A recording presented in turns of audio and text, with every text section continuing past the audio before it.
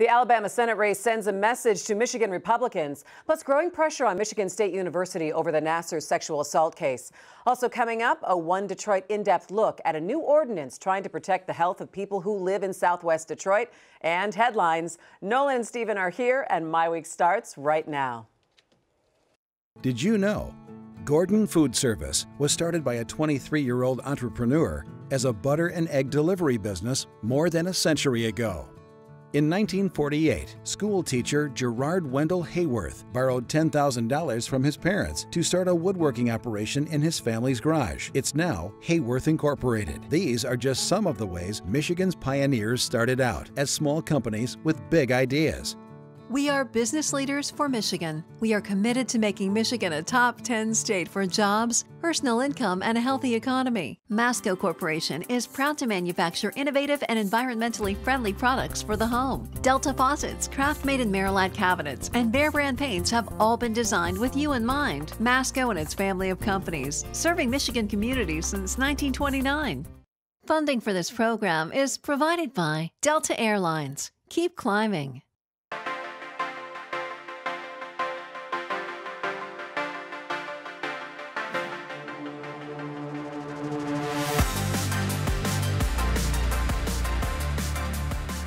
Hi there. Welcome to MiWeek. I'm Christy McDonald. Thanks so much for joining us on this snowy week. Coming up, we'll take a look at the pressure on Michigan State University and calls for transparency surrounding the sexual assault case of Larry Nasser. Also coming up, a One Detroit in-depth look at a new ordinance aiming to protect the health of people living in Southwest Detroit. All that plus headlines are coming up for you. But we are going to start tonight with the Senate race in Alabama that is reverberating around the country. Let's bring in our MiWeek contributors, Nolan Finley of the Detroit News, Stephen Henderson of the Detroit Free Press. If you're Republican leadership in Michigan, what does the defeat of Roy Moore tell you? And I want to start with that question, but first I want to actually acknowledge Nolan's tie, which is it's a holiday. And is that the skyline of Detroit right there? That's the Renaissance Center in Santa Claus, and it's from the old Hudson's department store. This tie's older than you. It probably is. I mean, older than 25, Nolan. I mean, come on, it's not easier than that. It's got the Ren cent on it. That wasn't built It's almost. No, it was started in 77. Yeah. I like it. I like the early holiday warning. All right, let's get started in talking a little bit about the Senate race. Everyone was watching this week. And you know what? I'm going to start with you, actually, Stephen, on this one. What does the defeat of Roy Moore, what message does that send to Republicans across the country, and specifically here in Michigan? What do you need to watch out for now? I mean, there are a couple of things. And you always got to be careful about taking one election and one set of circumstances and applying it to everything else. I think people get ahead of themselves with that. But there are a couple of things that are clear from this. One is that the president's coattails are not nearly as long as he would think that they are or would like them to be at this point, that he remains someone who was able to convince voters to vote for him. He has not really been able to convince voters to vote for somebody else. And I think that's important. The other thing that I think Roy Moore teaches is that there is a limit to people's tolerance for misbehavior, right? Republicans have been courting more and more people who have serious problems in their backgrounds. You think of the president, the racist things that he said, the anti-religious things that he said. Yeah, but you still had 48% of the people voting for him, did. too. I mean, this wasn't like this was a blowout race by any stretch of the imagination. But there is a limit that people, I think, are reaching and saying, this is not okay. And bad behavior in politics, not in any it's way different. limited to But Nolan, Republicans. why can't you take this race and apply it kind of globally here? I think, one, because Roy Moore was a uniquely flawed candidate. I don't think you're going to have many other child molesters on the ballot. Any other Republican would have won that race in Alabama and won it handily. I think this speaks in terms of a lesson to Republicans. It says you're going to have to push Steve Bannon out of the Republican Party because he's the one that orchestrated the Roy Moore campaign, the defeat of Luther Strange, who would have won re-election in Alabama handily. So you can't really look at this and say, oh gosh, this was rejection of Republicans. You had a child molester on the ballot. You had an extraordinarily flawed candidate. And as you said, he still almost won. But the other thing you had here, and this is the other lesson for Republicans, is you had this incredible grassroots turn out the vote effort particularly in the black community. And there are a lot of states. Alabama is the hardest state to make that matter, given how red it is, given how gerrymandered it is, given how many disincentives exist for black people to vote in a state like Alabama. Getting that percentage up to 28 or 29 or wherever it was, above their presence in the population is a lesson for Republicans and Democrats about the strength of that vote and how it can change the outcome. But again, this was a unique race. Roy Moore had very little money. He was outspent $11 million to $800,000 on TV. I don't know if those conditions are going to be duplicated. I think the question here is if that voter enthusiasm will be duplicated. Did that turnout, was that turnout all about rejecting Roy Moore, or was something bigger going on? I think that's what we'll have to see in 2008. Can you make the argument that something bigger is going on? And if you are in Michigan right now and taking a look at how you're going to set things up for the next year and races, what do you consider? Well, I mean, let's start with the African-American vote and the Democratic relationship with African-American voters. They have not been able to close the deal with black voters in this state for the last 2 gubernatorial cycles. The numbers were depressed off of the presidential years and historically gubernatorial years. You've got to connect with black voters to get them to believe that there's a reason they should vote. Republicans also have to figure out how to avoid the kind of negative stigma that drives black voters to the polls. You can't have an extreme candidate. Well, so black voters weren't voting against Roy Moore because of the sexual harassment thing. They were voting against Roy Moore because he's a racist. They were voting against Roy Moore because he's anti-Muslim. Because he's had a history in that state. And so take the sexual abuse things out of the equation. You still could get those black voters. He was still an extreme candidate. But an extreme candidate that the party had welcomed for a long time before all of this. A lot of people in the party rejected Roy Moore, even in Alabama. 23,000 write-in votes. You got to believe most of those were from Republicans. And Republican turnout was extraordinarily low. There was no broad embracing. You had the RNC giving him money. I think you've got, and they ought to be ashamed of themselves. Yeah, I mean, you had the president endorsing him, tweeting, robocalling. If you look at the Republican establishment, the big money Republicans, none wrote a check to Roy Moore. In terms of Michigan, I mean, you're going to have to give black voters a candidate they can warm to, and it's been a long time. They certainly didn't. Hillary Clinton. It's been a long time since Democrats have done that. The mayor in Lansing, Verge Bernero. Keep going down the You've list. had candidates who have not been able to excite that voter base, and that's a critical element of the Democratic Party in this state. You cannot win without. Well, that's something that they're going to have to work on come January and beyond. All right, moving on and turning now to the growing pressure on Michigan State University President Lou Simon after the sexual assault prosecution of Dr. Larry Nasser. The university did their own internal investigation into the complaints of years of suspected abuse of athletes at the hands of Nasser, but the report of that investigation won't be made public. By the way, there never was a written report because the lawyer who did it said the only person who did anything wrong was Nasser. A Lansing newspaper has called for Simon to step down. A few state legislators say they should start their own investigation. First off, the Nasser case has been front and center for years now. Why the call for resignation now? I'm going to start with you on this, Nolan. Well, because there's, as this case now, as the investigation we know has proceeded, we know what Larry Nasser done, we know the horrors that were committed there. It's just natural to call for more transparency. You should want to know, the university trustees should want to know who else knew about what was going on that campus and with those gymnasts and other female athletes. You have some of these girls saying, we told our coach, and indeed the university forced the coach to retire without ever acknowledging that she did anything wrong. The doctor, this Dean Stemple, who sent a note to Nasser saying, you know, you've got to change your tactics. He had to know, and yet Patrick Fitzgerald said everybody was fooled. Nobody knew. And who pays $1 million for an investigation and doesn't get a written report? This smells of a cover-up. There's no indication that Fitzgerald ever interviewed a gymnast, ever interviewed a victim. I mean, this was a half-butted investigation aimed to produce the results it produced. There is a complete lack of transparency there, and this belongs in Lou Simon's lap because they're covering up. I think it's very upsetting to hear that there was an investigation, but you cannot. There's no proof of that investigation, or is take our word for it. Everyone was good here, you know, move along. What can Michigan State do right now to reestablish some kind of trust with the community? Or, I mean, they're at a point now where it looks like they're in a tough position. Yeah, I think they're in a terribly tough position because people are starting to ask real questions about what happened, what the response was.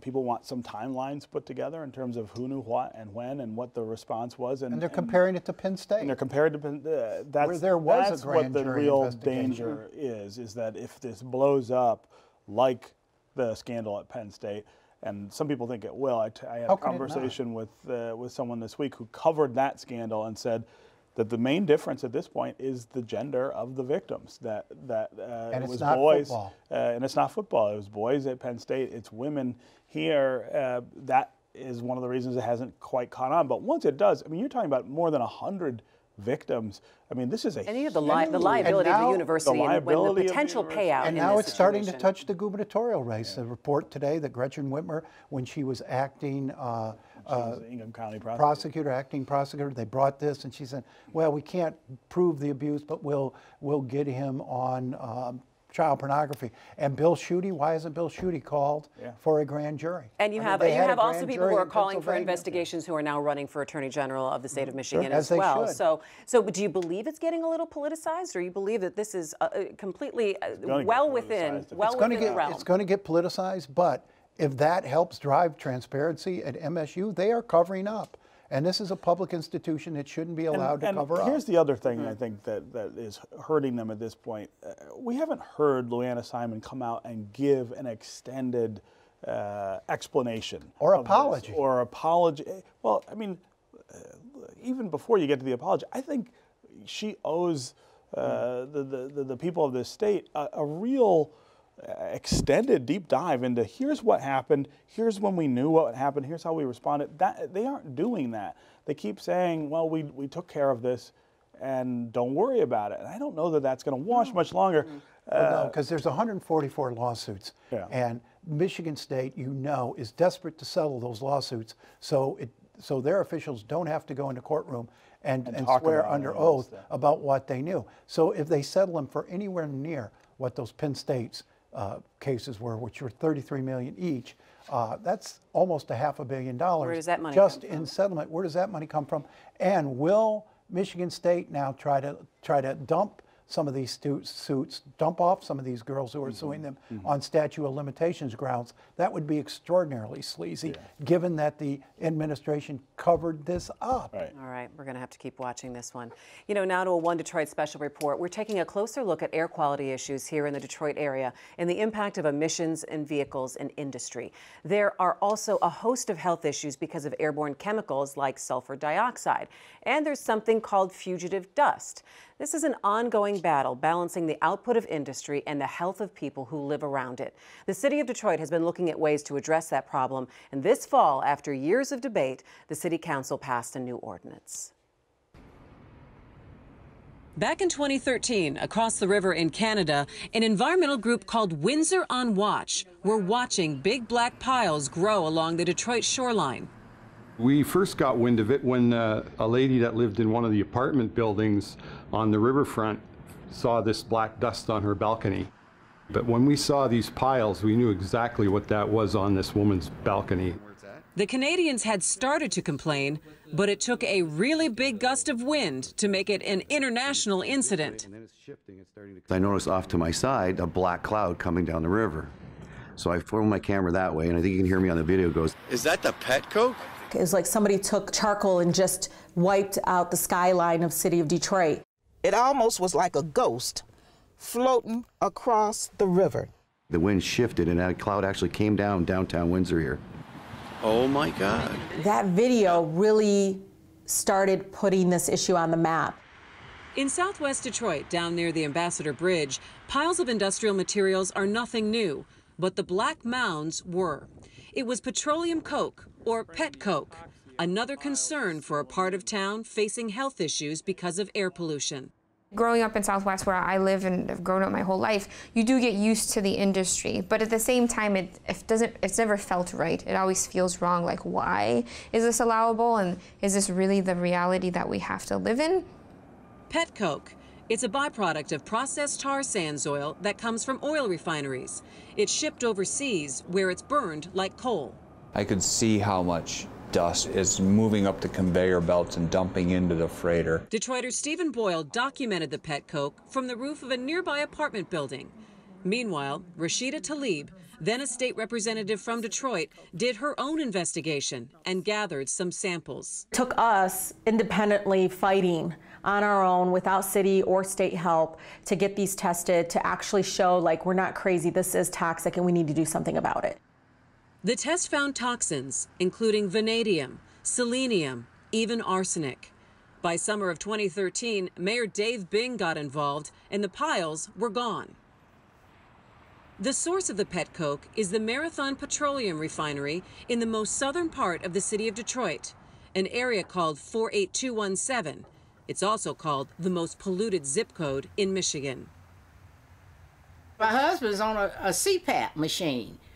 Yeah, his breathing is completely off, and the doctor said it's his environment and what he's inhaling. It's what I use every day. Robert and Jacqueline Smith live a few blocks from the refinery, where people have higher rates of asthma than the rest of the state. Here, some residents knew what pet coke was long before the piles appeared because they were worried how it could affect them.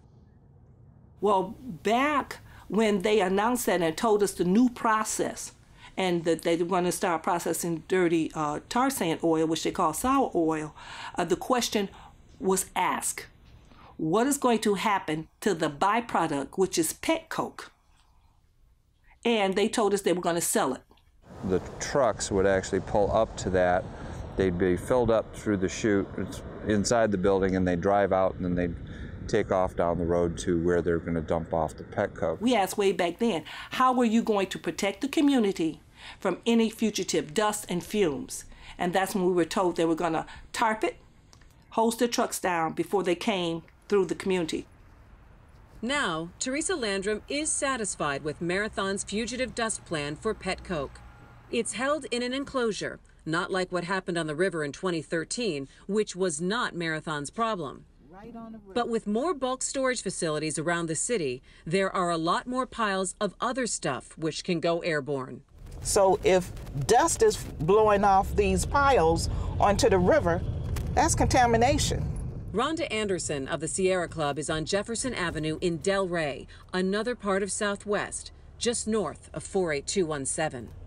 Looks like it coming off a ship to me.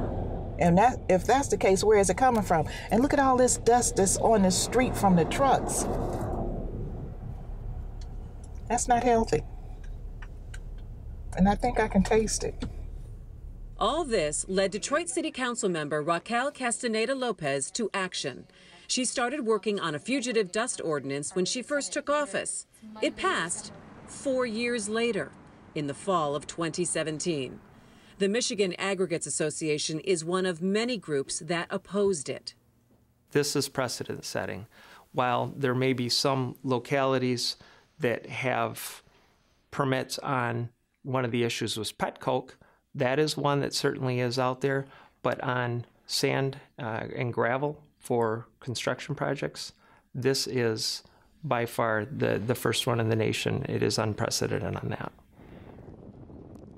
The ordinance requires pet coke, or coke-like materials, kept in enclosures. But for other materials, no enclosure is required, but a fugitive dust plan needs to be in place along with air monitors. Those against the ordinance say most of those things are already required by other government agencies. As far as our daily operations, there really is not going to be that much of a difference. However, the paperwork and the administrative burden is going to be more of a concern to us. Needham says he's still working with the city on details of the ordinance as it takes effect and hopes it won't hurt business, which has been good. The construction boom needs aggregates.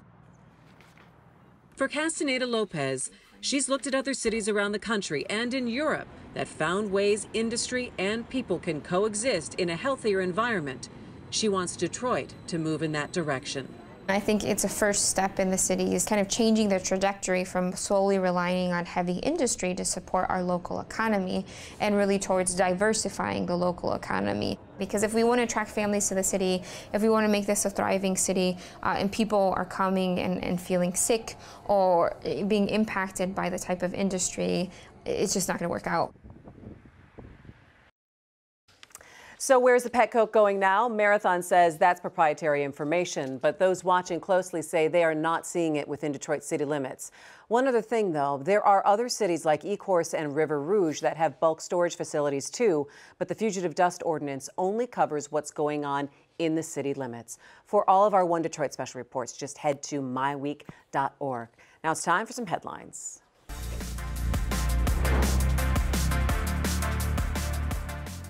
So I told Nolan and Stephen to bring in headlines this week, and I said, make them fun, because it feels like, man, 2017, it has been a very rough, long, serious year, and of course for good reason, but I said, let's have a little bit of fun. I brought in a very fun headline, but who wants to go first? I don't have a fun headline. That's great. Oh, that's great. Well, I'm glad you got my note. I got your note. And I'm glad you brought in something fun. There's nothing fun. There's nothing fun? All right, so I'm not going to call on you. No, is there anyone else who wants to raise their hand? Nolan. Nolan. Okay. I don't know how fun this is. Oh my gosh, you guys, seriously. All I said was fun. I am curious about this 400 meter long cigar-shaped object that is streaking through our universe this week. At 200,000 miles an hour. Stephen Hawking, smartest man in the world, thinks it might be an alien spaceship. Oh, God. I'm with him. I wish we'd have brought a picture. Because this thing looks like a cigar or something worse, and it's streaking through the universe. The sun's gravity doesn't pull it. Really? It might be an alien spaceship. NASA tracked it all week and listened for radio signals. They come up with Steve's show and said it couldn't be intelligent. It couldn't be any intelligent life form at all. They fell asleep. The aliens fell asleep on board. It will. Okay, Stephen, I'm going to give you a headline. Do you have a headline? I don't have a headline. Are you excited about this new Star Wars movie coming out? I am very excited about the new Star Wars movie. I'm going to go see it tonight. Are you at tickets? I am. I have tickets. I always see it the very first day that it's open. And I guess that's fun, right? That's great. Mine is a really obnoxiously silly headline that I saw in the Washington Post this week that I laughed out loud. It said, "We can't take any more of 2017, so we've turned to the Hallmark Channel in desperation." So the Hallmark Channel airs all of these Christmas movies every single day, like around the clock. But their viewership has spiked into the millions because people are just like, North Korea, wildfires. I think I'm just going to settle in for some Hallmark Christmas movies. You want to try it, Nolan? Might put a little smile on your face. Maybe. Can you see Nolan watching Christmas movies? I like Chevy Chase's Vacation. That's I like A Christmas Story. I like Scrooged. I like White Christmas. I love White Christmas. And I like that one where the little bell rings. What the heck's the name of that one? It's a Wonderful Life. I like all those Christmas movies. And that is going to do it for my week this week. Thanks so much for joining us. Check us out on Facebook and Twitter. Make sure you come back and see us next Thursday. I'm Christy McDonald. That's Nolan. That's Stephen. Take care. Inappropriate Christmas story.